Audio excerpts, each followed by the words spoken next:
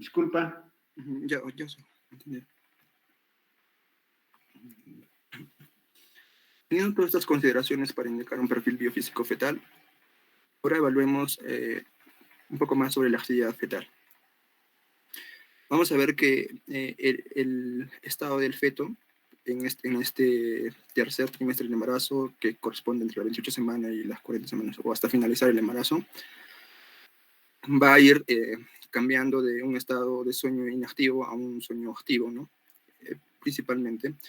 En los momentos donde va a despertar va a ser lo que se va a considerar la vigilia. Esto se va a caracterizar por tener una frecuencia cardíaca más alta que en comparación que el sueño inactivo y que el sueño activo.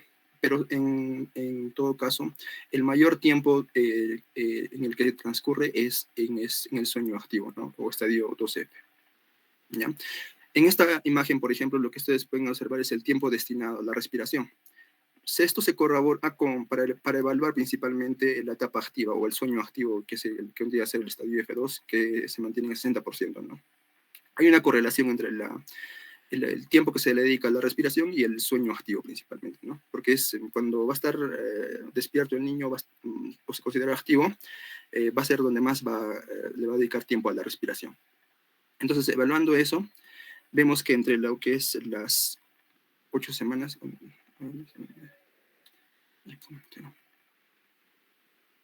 Ya. En la imagen lo que pueden apreciar es en la base desde las 8 de la mañana hasta 8, ¿no? Es 24 horas. Vemos que los mayores momentos donde le dedica o destina más tiempo a la respiración es entre las 4 de la mañana y las 7 de la mañana. Eso es lo que se cree, ¿no? Y es lo que demuestra también en este caso, ¿no? En cambio, durante las fases de menor tiempo, donde más se deprime la respiración, van a ser entre las 8 de la noche y la medianoche, ¿no? Como pueden apreciar, ¿no? Es donde llegan a caer hasta lo más bajo, ¿no? Ya, entendiendo eso, vamos a ver cómo diferenciamos un estado de sueño y un efecto hipoxémico. Esto se va a lograr justamente con la prolongación del tiempo de observación hasta que aparezcan cualquiera de las dos variables biofísicas fetales, ya sea el movimiento del cuerpo o los movimientos respiratorios.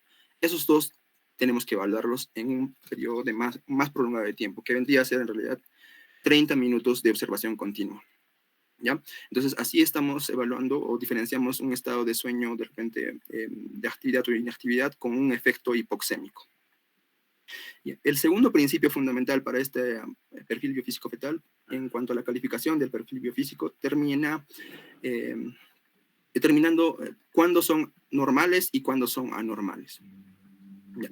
Entonces, conozcamos cuáles son estas variables que habíamos dicho. Uno vendría a ser los movimientos respiratorios fetales. 2 serían los movimientos corporales fetales. 3, el tono fetal, que esta va a ser la primera en aparecer. Y va a ser la primera en aparecer, pero va a ser la última en afectarse, ¿no? Por efectos de la asfixia, por ejemplo. La variable número 4 vendría a ser la reactividad o variabilidad de la frecuencia cardíaca fetal, que esta va a ser la última en aparecer, pero va a ser la primera en afectarse. O sea, para ver si un niño está asfixiándose o no, lo primero que evaluaríamos sería esta variable, ¿no? Que vendría a ser la frecuencia cardíaca fetal. Y finalmente la última variable tendría que ser el volumen cualitativo del líquido amniótico. ¿Ya? Entonces, dentro de estas variables, evaluamos marcadores agudos, que es decir, lo que van a amanecer en un primer momento, que vendrían a ser 4. 4 se consideran los marcadores de fase aguda, o marcadores agudos, perdón, que vendrían a ser movimientos respiratorios fetales, los movimientos corporales fetales, el tono fetal y la variabilidad o reactividad de la frecuencia cardíaca. El último marcador que va a aparecer, el último, ya que vamos a evaluar al último en este perfil biofísico, va a ser el volumen cualitativo del líquido amniótico. Ya. Entonces, comencemos con la primera variable, que vendrían a ser los movimientos respiratorios fetales. Los movimientos respiratorios fetales lo vamos a tener a partir de la 18 semana de gestación, momento en el que también ya va a haber un mayor control de lo que vendría a ser la función respiratoria, ¿no? Por parte del sistema nervioso. Entonces vemos que estos episodios en un primer momento van a encontrarse de repente disminuidos y es difícil notarlos en lo que vendría a ser la ecografía, pero a medida que va progresando el tiempo y van incrementándose en periodicidad estos movimientos respiratorios. Ya, entonces se va a ver que en el trabajo de parto estos movimientos respiratorios van a disminuir 3 días antes del trabajo de parto. ¿Ya? Entonces, si estamos evaluando el perfil biofísico fetal 3 días antes del trabajo de parto, lo que deberíamos encontrar es que hay un ligero descenso en los movimientos respiratorios fetales, ¿no?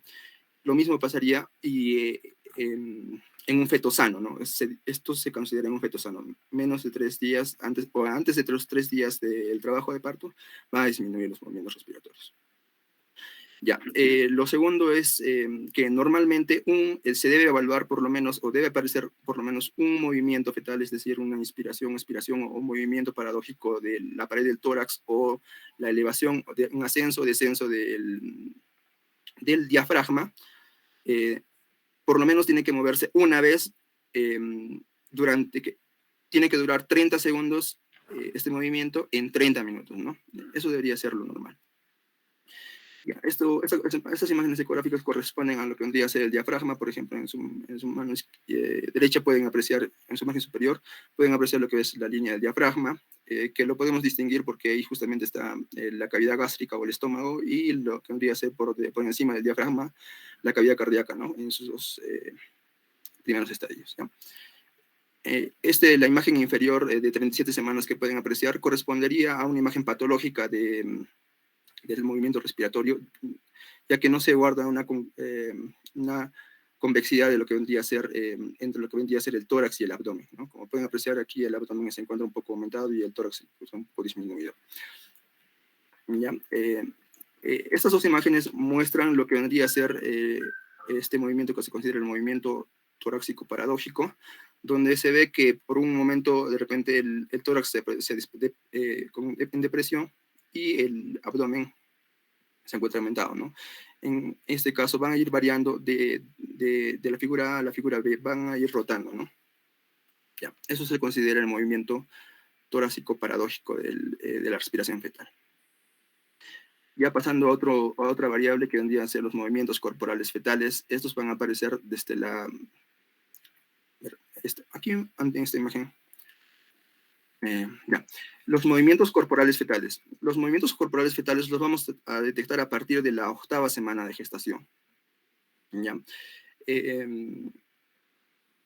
Pero, sin embargo, como estamos evaluando el perfil biofísico fetal a partir de las 28 semanas, vamos a ver cómo va a ser la variación, ¿ya?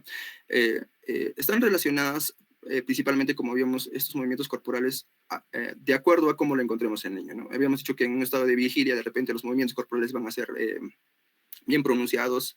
Cuando apenas notamos que está despertando el niño, va a ser fuerte los movimientos, ¿no? En cambio, en un estado de sueño fetal inactivo va a ser de repente más limitado los movimientos, y en un estado activo de sueño van a ser entre la vigilia y el sueño inactivo, ¿no?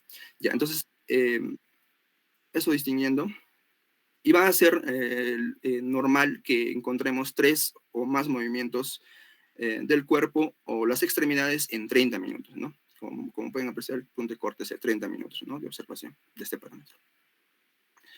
Aquí pueden ver, por ejemplo, lo que vendrían a ser los miembros. En este caso, en la derecha, ustedes podrían apreciar un movimiento en extensión de los miembros inferiores, y en su imagen izquierda de su pantalla podrían apreciar lo que se vendría los movimientos de flexión de los miembros inferiores, ¿no?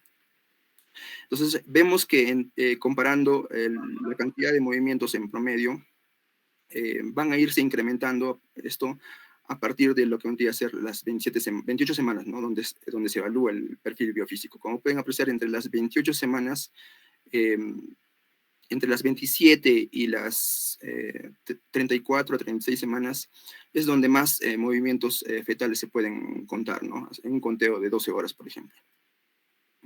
Eso tengan en cuenta. Ya, en el ámbito de lo que vendría a ser de los movimientos corporales fetales, los vamos a, las madres, en ese estudio de Cochrane que dice que las madres lo pueden sentir esos movimientos entre la semana 16 y la semana 20, ¿no? Donde se le puede pedir a la madre que pueda contar lo que vendría a ser las pataditas. ¿Ya? Entonces, vemos que hay una disminución de los patrones normales de movimiento que podría ser una señal de lucha. Es decir, si notamos o si la madre no puede contar las pataditas, pues, estaríamos ante un caso de una sospecha de señal de lucha del feto, ¿no? Podría ser mejor para el feto nacer antes de tiempo. En este caso, lo que vendría a ser, deberíamos indicar la culminación del embarazo de repente, si es que fuera un caso extremo, ¿no? Porque peligraría la vida de la madre. Entonces, el reencuentro de los movimientos fetales, se dice que en este estudio, que si se le pide contar a la madre las pataditas de repente, mm, esto le ayudaría a la madre a disminuir la ansiedad que le conlleva el embarazo, ¿no? Entonces, esto le podría ayudar a un mayor bienestar fetal y podría disminuir las visitas al hospital entre los que hacen el conteo, ¿no? Eso se ha visto. Entonces, el tipo de recuento más preferido por las madres, en este caso, fue una vez por día, ¿no? Eso es lo que se le hace en ámbito de primer nivel de atención. Ya, los movimientos corporales fetales principalmente se van a evaluar en lo que vendría a ser, en lo que se considera un embarazo de alto riesgo obstétrico, ¿no? Aquí deberíamos encontrar normalmente 3 o más movimientos del cuerpo en lo que vendría a ser normal, ¿ya? Si se esperan que pueda ser de repente 6 movimientos en 2 horas, y si hay 10 en más de 2 horas, se puede realizar pruebas no estresantes, ¿no? Ya. Lo que se hace es calcular el tiempo que se tardan los movimientos en sentir 10 movimientos discretos en un entorno tranquilo, donde se le pide a la madre que se recueste de lado o que se recueste sobre el lado izquierdo, ¿no? Entonces, vemos que esta valoración de las pataditas es una valoración subjetiva, en realidad, ¿no? Del bienestar fetal. Ya, aquí lo que podemos considerar este acrónimo para los movimientos corporales es que, por ejemplo, DASH, ese acrónimo se usa para recordarnos que la posibilidad de muerte, la disminución del líquido amniótico, de repente cuando disminuye el líquido amniótico, esto también tiene una consecuencia en lo que vendría a ser la disminución de los movimientos corporales, ¿no? Si vemos que hay una pérdida de líquidos, por ejemplo, al momento del parto, lo que se va a ver es que hay una disminución del líquido amniótico, y si disminuye el líquido amniótico, va a haber una mayor compresión del útero sobre el producto y va a haber un mayor movimiento espirales, ¿no? Eso es lo que se ve. También se podrá evaluar los ciclos de sueño en el feto y la sed y el hambre que pueda tener la madre. En cuanto a otra variable que vendría a ser la última variable que les voy a tratar esta tarde, es el tono fetal. El tono fetal está sujeto a lo que vendría a ser el sistema nervioso central o a su desarrollo principalmente, que va a empezar a funcionar entre la semana 7,5 o la semana y media hasta la octava semana, ¿no? Principalmente esto se va a deber al desarrollo del área cortical o subcortical, ¿no? Es lo que se refiere. El centro de movimiento corporal y fetal a las 9 semanas va a estar a cargo del control de los núcleos de la corteza, y el centro de los movimientos respiratorios fetales se van a evaluar después de las 21 semanas y van a estar a cargo de lo que vendría a ser la superficie ventral del cuarto ventrículo. Ya el centro de reactividad o de variabilidad de la frecuencia cardíaca fetal ya se evalúa en el segundo trimestre o el comienzo del tercer trimestre, entre lo que vendría a ser las 24 y 26 semanas de gestación, y esta va a estar a cargo de lo que vendría a ser el hipotálamo posterior y el bulbo, en este caso, a nivel del feto. ¿Ya? Entonces, para evaluar el tono, vemos que hay una correlación entre el desarrollo del sistema nervioso en todos sus constituyentes y todos los centros que regulan estos movimientos, con el movimiento de flexión o flexión de los miembros, ¿no? Entonces, teniendo todo eso en cuenta, lo que evalúa el tono es, en forma práctica, es la flexión y deflexión de los miembros fetales. En este caso podría ser, por ejemplo, una flexión o una extensión. Ya. Por ejemplo, otras cosas que también podemos tomar en cuenta en el tono fetal es la pérdida de formación del puño, ¿no? cuando así se hace la valoración ecográfica, en este caso, por ejemplo, corresponde a una ecografía, se evalúa que el feto tenga los miembros superiores con la mano, perdón, que tenga la formación del puño, ¿no? Si vemos que pierde esta característica, entonces estamos ante un tono fetal negativo, ¿no? Que vendría a ser anormal. Y ver también la flexión de los brazos sobre el tórax y los miembros inferiores sobre la pared abdominal, o lo que vendría a ser los movimientos de flexión y extensión de estos, ¿no? Ya. Em, Todos estos valores nos pueden indicar daños neurológicos severos que muchas veces van a ser irreversibles, ¿no? Ya. Esto lo da el tono. Ya. Entonces, cada variable se va a evaluar de 0 a 2 puntos, dando un total de los 5 parámetros que califican el perfil biofísico fetal, un total de 10 puntos, ¿no? Entonces, viendo eso, vemos, ¿no?, que se da una puntuación de 2 puntos con un episodio de la respiración rítmica que dura 30 segundos en un lapso de 30 minutos. Se da 2 puntos. Si es menos de 30 segundos la respiración en 30 minutos, se tomará una puntuación de 0. El movimiento fetal o los movimientos corporales fetales tendrán 3 movimientos del cuerpo o de las extremidades en un lapso de 3 minutos que se calificarán con una puntuación de 2. Y si tenemos menos de 3 movimientos definidos de las extremidades o del cuerpo, le daremos una puntuación de 0. Y el tono fetal se evalúa con un episodio de extensión de las extremidades y el regreso posterior, es decir, tiene que haber los 2 movimientos, tanto de flexión y extensión, por lo menos uno, le daremos una puntuación de 2, y si es que no tenemos eso, o está ausente el fenómeno de extensión y flexión, le daremos una puntuación de 0. Eso sería todo por mi parte, y va a continuar mi compañero.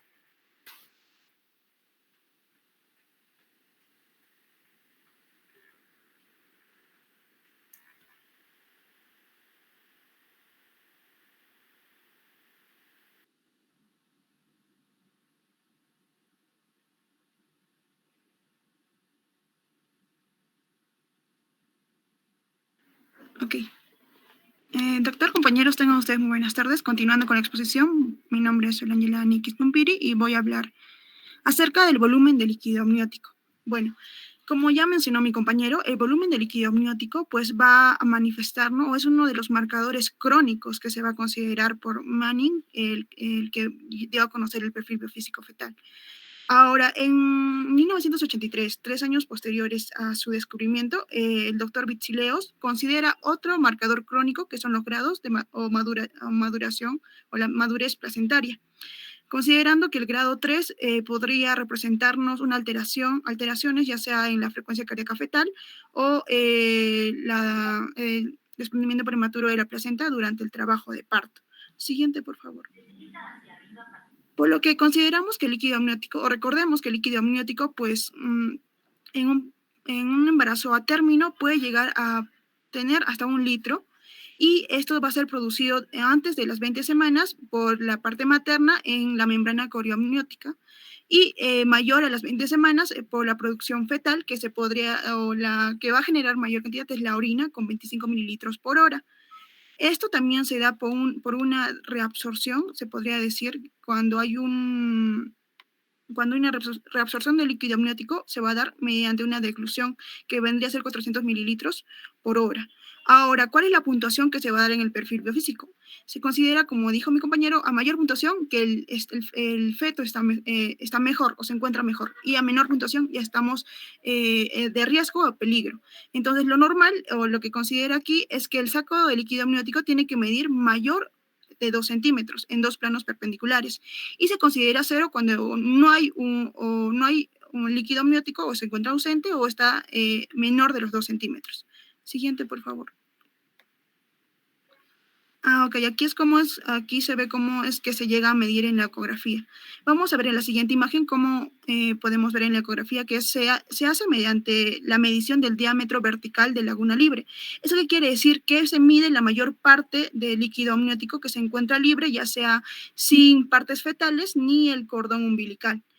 Y se mide esto mediante, como dije aquí, el diámetro vertical libre, y la otra puede ser calculando el índice de líquido amniótico, que es lo mismo que el anterior, pero dividido en 4 cuadrantes, en la parte libre de cada cuadrante. Siguiente, por favor.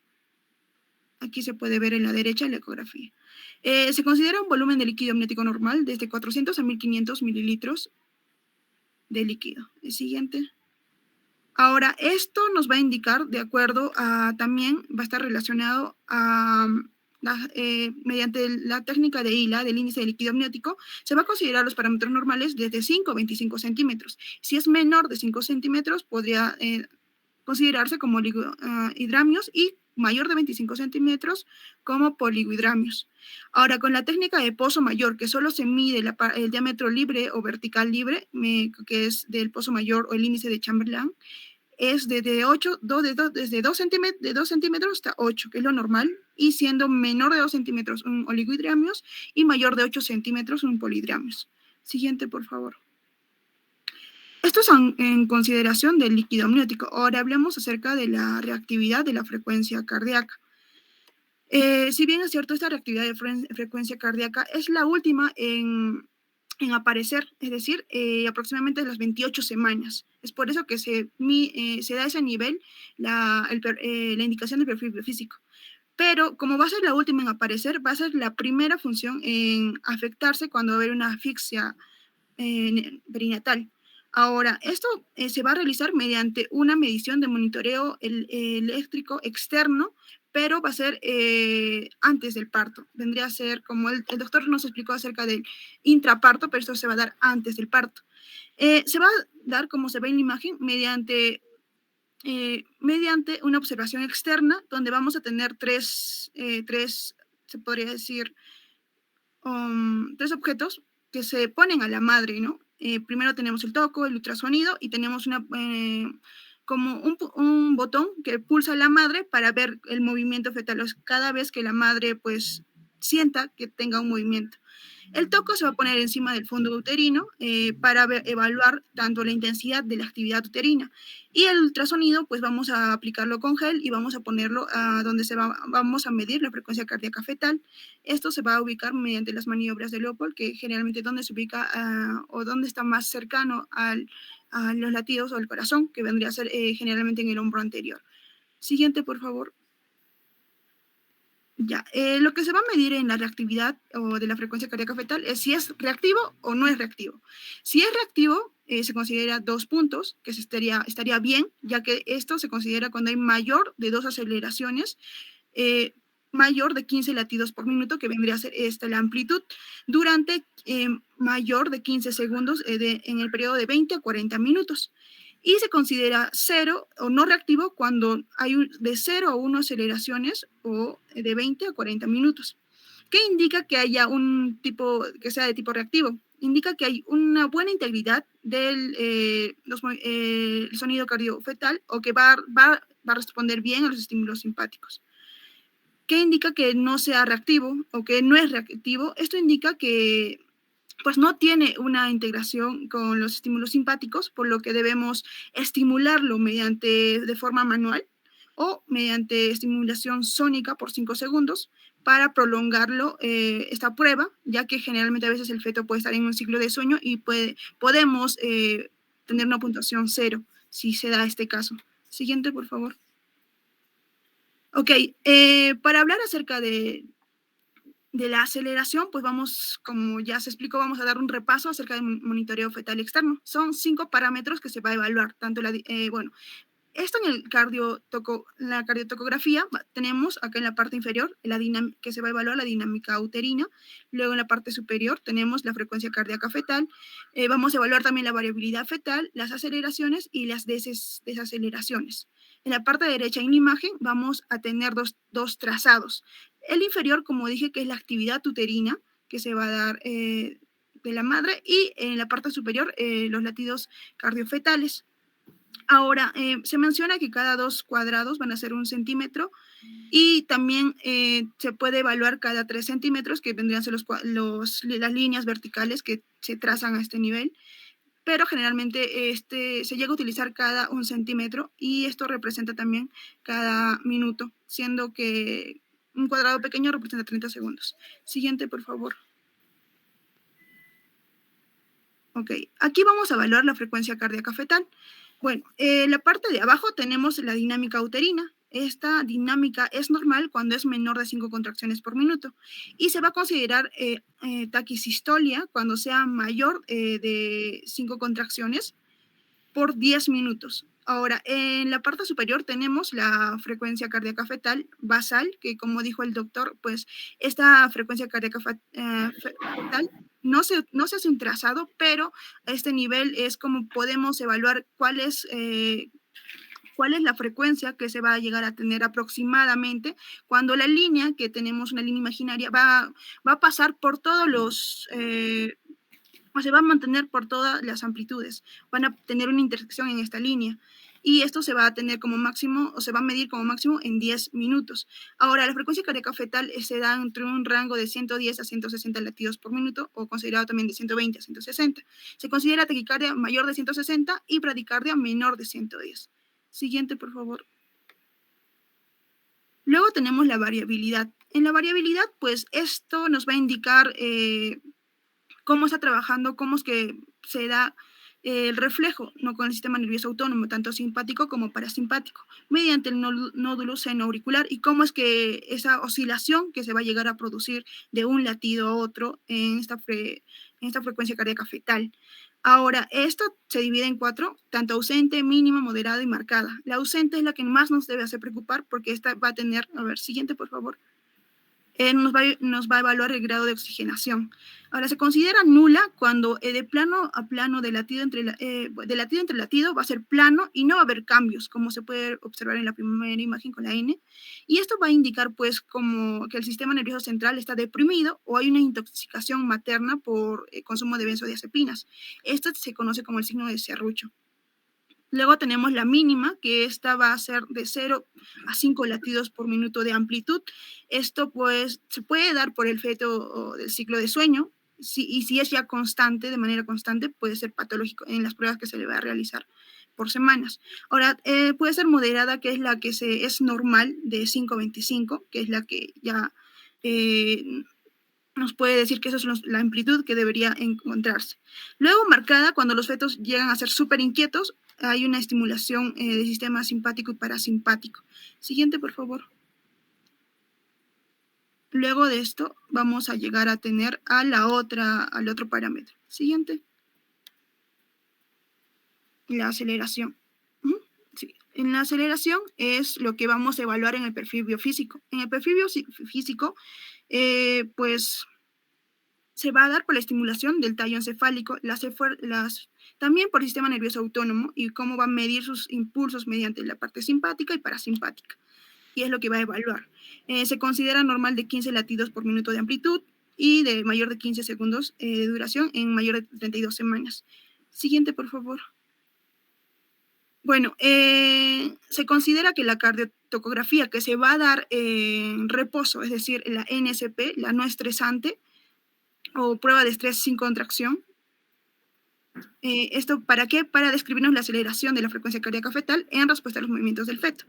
Esta aceleración, como dije, es el aumento transitorio que experimenta la frecuencia cardíaca fetal sobre sus valores, tanto en los movimientos fetales espontáneos y de actividad uterina. Es decir, que esto nos va a decir si el feto está bien o está mal, de acuerdo a cómo es que se llega a presentar.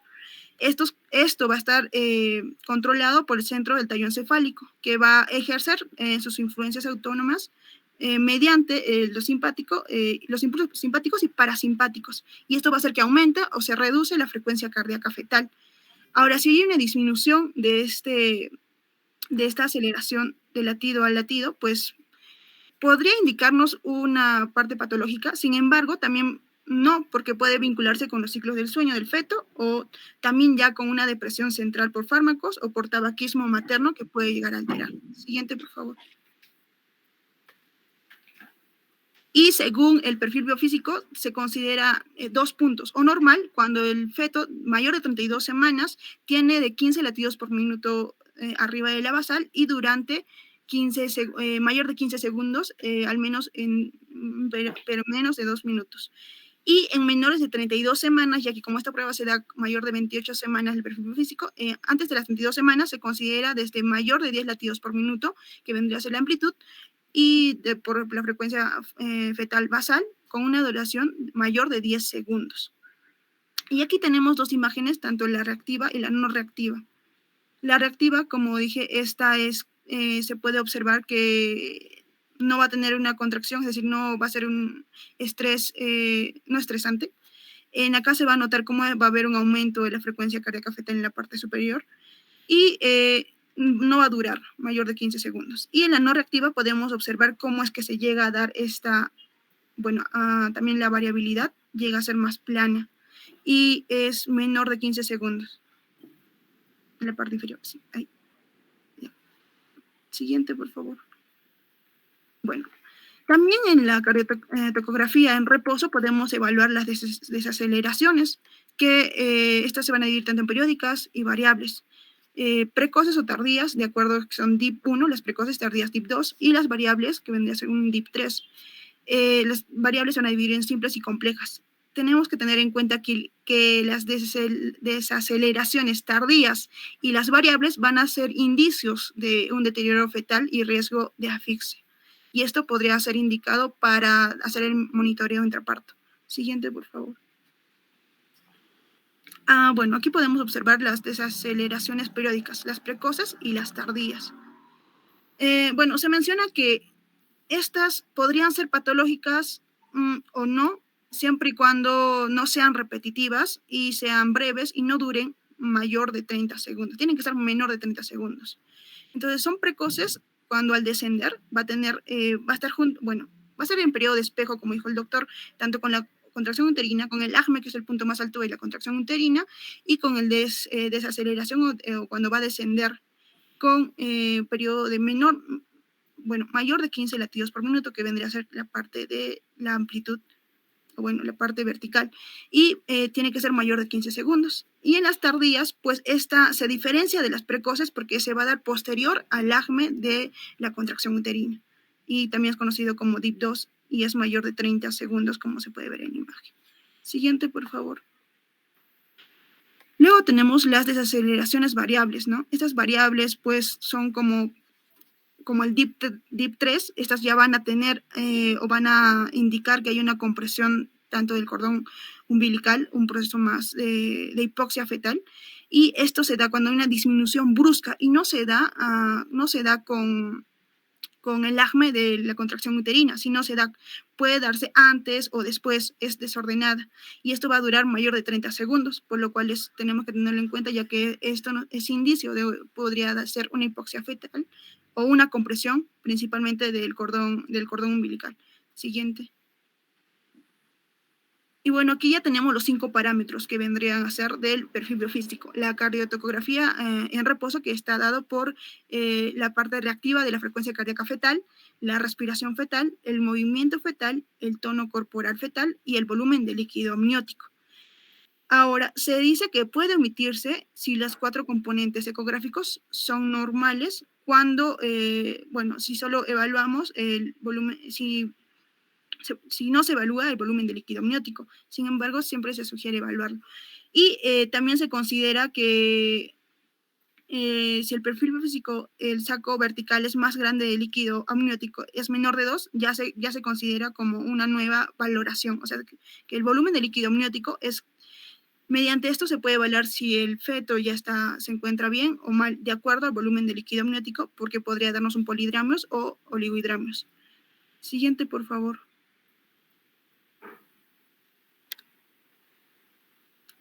¿Cómo se interpreta? Estos puntos, pues, es el máximo cuando el feto se encuentra normal o no tiene una asfixia.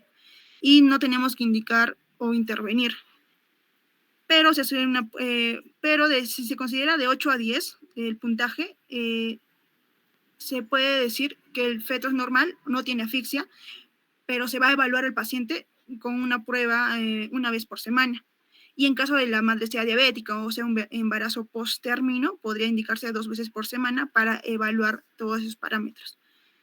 En cuanto a si es que está de 8 a 8, de 8 a 10, o cuando no se ha efectuado la cardiotocografía o se ha llegado a encontrar disminuida la frecuencia cardíaca fetal, pues vamos a tener una sospecha de asfixia fetal crónica y, si es en caso de oligohidramios, tenemos que interrumpir su gestación o considerar interrumpir su gestación. Siguiente, por favor. En caso los puntos sean 6, 4 y 0,2. En caso de 6, indica una posible asfixia, que sería como 3 parámetros, ya que si va a ser una posible asfixia, tenemos que considerar el volumen del líquido amniótico. Primero, ¿cómo está el volumen del líquido amniótico? Si es anormal, podríamos inducir el parto, pero si es normal y es mayor de 36 semanas y el cuello, evaluar, ¿no? Si el cuello uterino está normal, cómo está la situación, si está bien, también inducir el parto. Pero si el punto se encuentra menor de 6 puntos, pues se considera de igual forma inducir al parto o realizar o repetir la prueba de 4 a 6 horas. Si es menor si es menor de 32 semanas. Si se considera 4, es una probable asfixia fetal y tenemos que repetir la prueba. Y si la puntuación es menor de 6, pues tenemos que inducir al parto. Y es de 0 a 2, se considera como una asfixia fetal segura y la prueba es positiva. Esto quiere decir que hay un peligro fetal y que tenemos que evaluar o prolongar el tiempo de prueba hasta 120 minutos. Si el puntaje es menor de 4, tenemos que finalizar el parto. Siguiente, por favor. Sin embargo, siempre vamos a tener un dilema clínico porque si vamos a inducir el parto, tenemos que considerar la prematuridad o la muerte intrauterina. Y esto depende del compromiso fetal. ¿Cómo se evalúa este compromiso fetal? Mediante la valoración de la madurez fetal, porque si inducimos el parto cuando el perfil biofísico se encuentra de 0 a 2, ya en riesgo, tenemos que evaluar si está maduro o no. Siguiente, por favor. Y para valorar la madurez fetal, pues tenemos criterios, todo, ya sea ultrasonográficos, criterios bioquímicos o criterios cardiotocográficos. Ahora, en los criterios ultrasonográficos tenemos los núcleos de osificación para ver la edad gestacional, también la madurez intestinal, el diámetro transverso del cerebelo, la diferenciación de la ecogenicidad pulmonar y hepática, también el grado de la placenta, la presencia y tamaño de grumos del vérnix gaseoso y el tamaño del pie. Y en los criterios bioquímicos que vamos a evaluar principalmente el líquido amniótico, tenemos la relación de la lecitina, la esfingomielina, las células naranjas y el fosfatidilglicerol. Y en los criterios cardiotocográficos, cómo se encuentra la línea de base, la variabilidad y la reactividad cardíaca, ya que así podemos prevenir una asfixia perinatal, pero siempre y cuando evaluar esta madurez fetal para no dar una prematuridad o también podríamos producir una muerte intrauterina, que es nuestro objetivo, ¿no? Evitar unas hipoxias fetales y las muertes intrauterinas. Siguiente, por favor. Bueno. Eso sería todo con respecto a mi exposición. Muchas gracias. Bien, entonces, miren, el perfil biofísico, si bien no se usa mucho, pero es importante. Allá por los años, como ha dicho su compañera, por los años 80 más o menos, Manning, en los Estados Unidos veía que había muchas muertes perinatales y lo que hace pues es, vamos a decir, ver esto del juntar marcadores agudos y marcador crónico y realizar el perfil biofísico, ¿no? O sea, mientras más pruebas, él decía que podía detectarse precozmente casos de muerte fetal. Tal es así que sale pues el perfil biofísico fetal, ¿no? Donde ve tono fetal y han dicho sus compañeros que es el primer en aparecer en todo lo que es la evolución, vamos a decir, de maduración del sistema nervioso central, terminando en la reactividad cardíaca como último marcador, y también este es el primero en alterarse frente a una hipoxia evolutiva, y el tono fetal es el último, digamos, en alterarse, y ya posteriormente viene la muerte. También juntando con el marcador crónico, que es el líquido amniótico, ¿no? O sea, el perfil biofísico combina 4 marcadores agudos: tono fetal, movimiento respiratorio y reactividad cardíaca, y el marcador crónico, que es el líquido amniótico, ¿no? Evaluando todo eso, esos parámetros dan un puntaje, y como ha dicho su compañera, se evalúa o se pronostica más o menos cómo está el feto. Recuerden que esto es preparto, porque lo que hemos hablado es intraparto, es otra cosa, ¿no? Esto está en el preparto, vamos a decir. ¿Listo? Objetivo, disminuir las tasas de, vamos a ir mal resultado fetal, vamos a decir. Ahí nos vamos a quedar, nos vemos en una próxima oportunidad. Hasta luego. Hasta luego, doctor.